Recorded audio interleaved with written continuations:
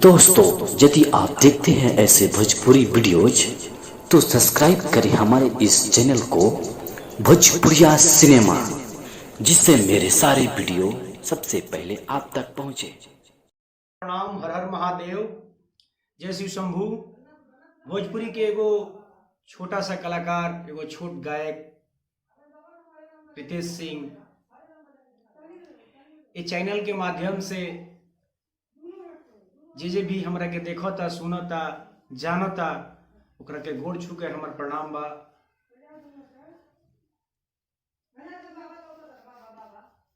जैसे कि हमनी के देश में एगो महामारी आइल बा, जना महामारी के नाम बा कोरोना वायरस। कोरोना वायरस नाम बा, जेकरा से हमनी के देश अभी जूझता। वही महामारी के विषय में एगो छोटा सा संदेश बा। हमनी के मोदी जी, श्री नरेंद्र मोदी जी एगो नियम लॉकडाउन के ऐलान कइले बानी।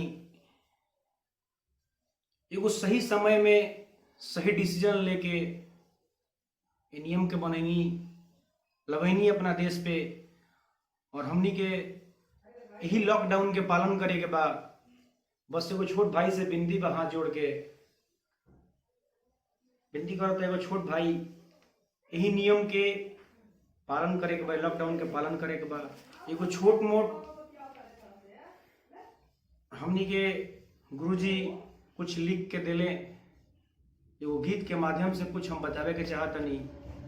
जो मोदी जी ऐलान कइले बानी ओकरा के सही समय से सही से अच्छा से पालन कइलो सब लोग।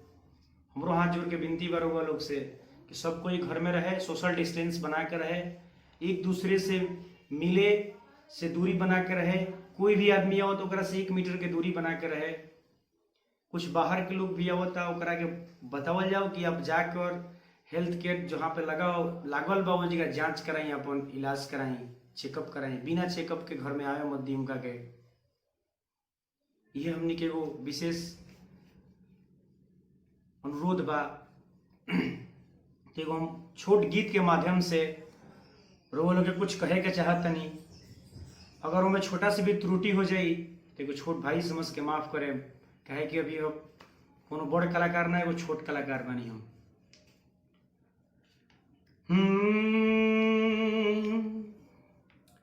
छपलस महामारी कोरोना वायरस बीमारी, मनवा भइल सब कर थोर हो।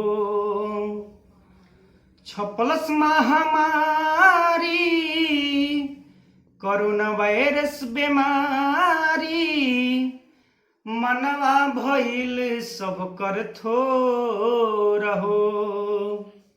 लॉकडाउन लागल सभे घरवे में रहे, मोदी जी कहेले हाथ जोड़ हो। लॉकडाउन लागल सभे घरवे में रहे, मोदी जी कहेनी हाथ जोड़ हो। एकरा बात कौन बा, थोड़ा सा ध्यान से सुने कोई। वही विशेष सूची पे गाना बा। मास्क लगा के निकली घर से, मास्क लगा के निकली, धोवत रही हाथ के, तनिका समानी भैया मोदी जी के बात के। मास्क लगा के निकली, धोवत रही हाथ के, तनिका समानी भैया मोदी जी के बात के। सीनियर से सीनियर इंजीनियर के माथा फेल भइल चारो रहो। सीनियर से सीनियर इंजीनियर के माथा फेल भइल चारो रहो। लॉकडाउन लागल सभे घरवे में रहे, मोदी जी कहिले हाथ जोड़ हो। लॉकडाउन लागल सभे घरवे में रहे, मोदी जी कहिले हाथ जोड़ हो। एक बात थोड़ा सा ध्यान दें, ये चाइना, ये महामारी जौन बात चाइने से आई, जौन हमनी के देश में जौन महामारी अभी हमनी के जूझत है महामारी से, कोरोना वायरस से, ई महामारी चाइने से आई। देखी कैसे बा। चाइना के माल पड़ल सबका पभारी, देखे में रहे बंद।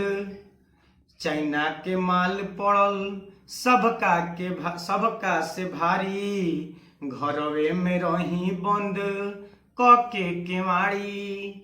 देश विदेश के न रेस लोग के भैया, माथा भइल फेल चारो रहो।